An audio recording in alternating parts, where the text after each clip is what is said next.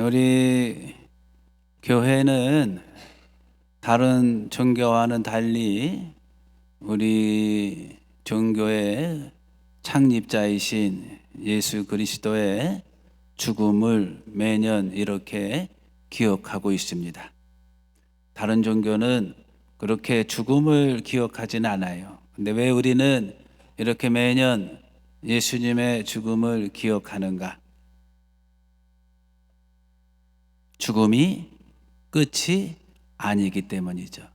예수님은 돌아가셨지만 3일 만에 부활하시고 또 예수님을 믿는 우리들 또한 이 생에서의 삶이 끝나면 영원한 삶으로 나갈 수 있다라는 희망을 갖기에 우리는 죽어야 할 운명을 슬퍼하면서도 우리를 구원하시는 예수 그리스도께 희망을 가지고 이렇게 매년 예수님의 죽음을 기억하고 또 그분의 죽음이 헛된 죽음이 아니라 그 십자가를 통해서 우리에게 영원한 생명을 주시는 바로 구원의 십자가라는 것을 다시 한번 상기하는 거예요. 우리는 지난 제 수요일부터 오늘 주님 순환 성지주일까지 40일을 사순시기로 이렇게 지내고 있어요. 공부를 잘하는 사람은 예습과 뭐를 잘해요? 복습, 그죠? 복습을 잘하는 사람이 또 공부를 잘해요. 그래서 오늘 지난 40일 동안 우리가 사순시기에 어떻게 지내왔는지를 돌아보면 남은 성주간을 더욱더 뜻깊게 지낼 수 있을 거예요.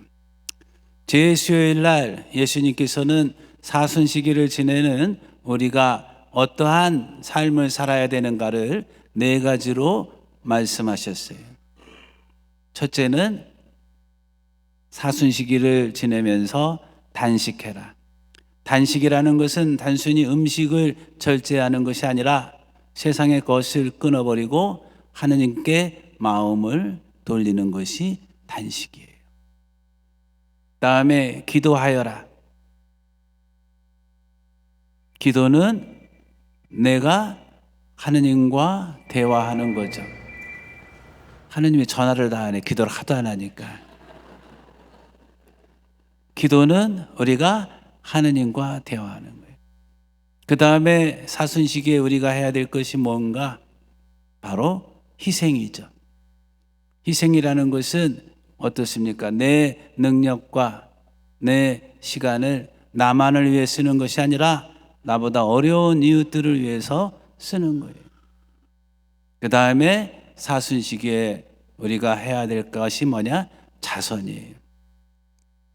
그러한 4가지를 우리가 충실하게 지내고 있었으면은 이번 2025년 사순시기와 성주간은 그 어느 때보다 풍요롭고 아름답고 뜻있는 사순시기가 될 거예요. 다 그렇게 하고 여기까지 온 거죠? 그죠? 그리고 사순 제1주일의 복음 말씀의 핵심은 뭐냐? 바로 유혹이에요. 예수님께서도 유혹을 받으셨으니 우리들 또한 당연히 바람 불어 나뭇잎이 흔들리는 것처럼 유혹을 받게 돼요. 그 유혹을 무엇으로 극복하는가? 예수님께서는 하느님의 말씀으로 극복하셨어요. 그러니 우리들 또한 하느님의 말씀과 가까이 있으면 우리에게 다가오는 유혹을 이겨낼 수 있죠. 그래서 본당에서는 이번 사순시기를 맞으면서 성경 쓰기를 했어요. 에스텔 읽기, 코헬렛, 윷 읽기. 그러한 성경 말씀을 충실히 쓰면은 그 말씀은 살아있고 살아있는 그 말씀이 우리를 악의 유혹으로부터 멀어지게 할 거예요. 사순 제2주일의 복음 말씀의 핵심 주제는 뭐였습니까? 거룩한 변모. 그렇죠? 예수님께서 타보산에 올라가셔서 기도하니까 모세와 엘리야가 나타났고 하늘에서 이는 내가 사랑하는 아들, 내 마음에 드는 아들이라 그랬어요. 거룩한 변모는 외모가 변모하는 것이 아니라 이제 사람의 뜻이 아니라 하느님의 뜻을 찾아가는 것이 거룩한 변모. 사순 제3주일의 복음의 핵심 주제는 무엇인가? 하나씩 떠오르죠? 제가 말씀드리니까 바로 회개예요. 실로암 탑이 무너졌을 때 돌아가신 사람이, 예루살렘 성벽이 무너졌을 때 돌아가신 사람이 너희보다 죄가 많아서가 아니다. 너희도 회개하지 않으면 그리 될 것이다.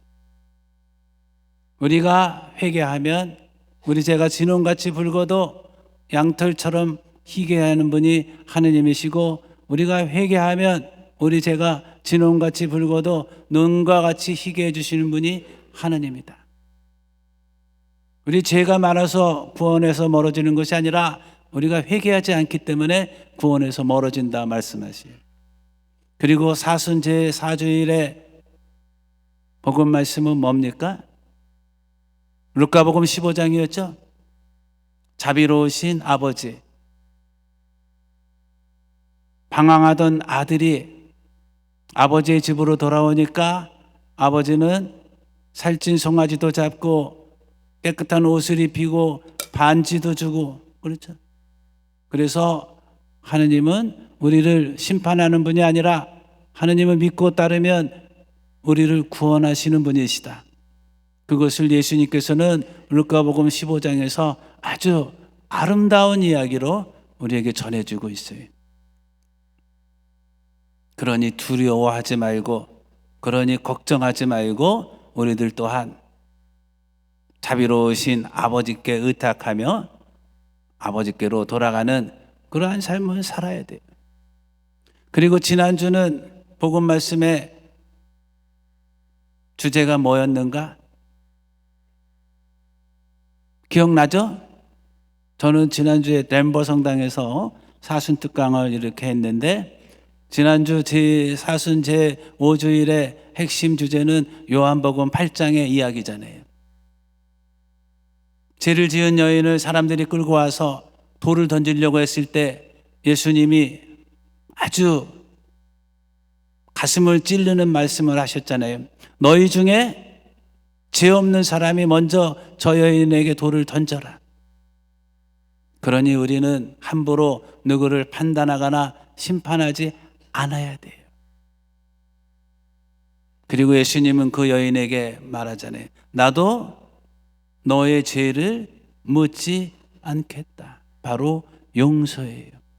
오늘 루카에 의한 순환기에서도 예수님께서 십자가 위에서 말씀하시잖아요. 아버지, 저 사람들을 용서해 주십시오. 이렇게 사순 1주부터 5주일까지 매주일 복음 말씀에서 우리는 이 사순 시기를 어떻게 지내야 하는가를 배웠어요. 그리고 오늘 주님 순환 성지주의를 지내면서 우리는 두 부류의 사람을 보게 돼요. 한 부류는 어떻습니까? 예수님의 마음을 아프게 한 사람들이에요. 은전 30입에 예수님을 팔아넘긴 유다가 있었고, 예수님을 위해서라면 지옥까지 가겠다고 했지만 예수님을 3번이나 모른다고 했었던 베드로가 있었고, 이렇게 예루살렘에 화려하게 입성했지만 십자가에 못 박으려 했던 그 군중들이 있었고, 자신들의 자리와 권력을 유지하기 위해서 법이라는 이름으로 하느님의 아들을 하느님의 법으로 십자가에 못 박았던 그 권력자들이 있었어요. 그런가 하면 예수님께서 고난의 길을 걸어갈 때 예수님께 위로를 드린 사람들이 있었죠. 성모님, 십자가의 길 제4처에 어떻습니까? 성모님이 예수님을 만나서 위로하잖아요.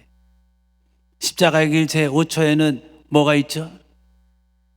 키레네 사람 시몬이, 그렇죠? 예수님의 십자가를 대신 지고 가요. 십자가의 길 제6처는 뭐가 있어요? 베로니카가 예수님 얼굴에 흐르는 피와 땀을 닦아드려요. 또 아리마테아 사람 요셉은 빌라도에게 찾아가서 예수님의 시신을 자기가 모시겠다고 합니다. 예수님 저 고난의 길, 십자가의 길을 걸어갈 때 예수님께 마음을 아프게 했던 사람들이 있는가 하면 예수님께 위로를 드린 사람들이 있어요. 오늘 우리는 이 미사에 참여하면서 어떤 사람으로 이 주님 순환 사순 시기를 맞이할 것인가? 예수님의 마음을 아프게 하는 그 자리에 내가 있는지, 예수님께 위로를 드린 그 자리에 있는지 한번 생각하면 좋겠어요. 선택은 우리들의 몫이에요. 마지막 가는 길에 한 죄인은 예수님을 조롱했지만 다른 죄인은 이렇게 말씀하시잖아요. 주님의 나라에 들어가시거든 저를 기억해 주십시오. 그때 예수님이 뭐라 그래요? 너는 오늘 나와 함께 낙원으로 갈 것이다. 우리가 주님께 위로를 드렸던 기레네 사람 시몬처럼, 주님의 그 고난의 길을 함께 갔던 성모님처럼, 주님의 얼굴에 흐르는 피와 땀을 닦아드렸던 그 베로니카처럼, 예수님의 시신을 모셨던 아리마테아 사람 요셉처럼 그렇게 주님의 길에 함께 한다면 예수님께서 오늘 우리들에게도 말씀하실 거예요. 여러분은 오늘 나와 함께 낙원에 있을 것이다. 잠시 묵상하죠.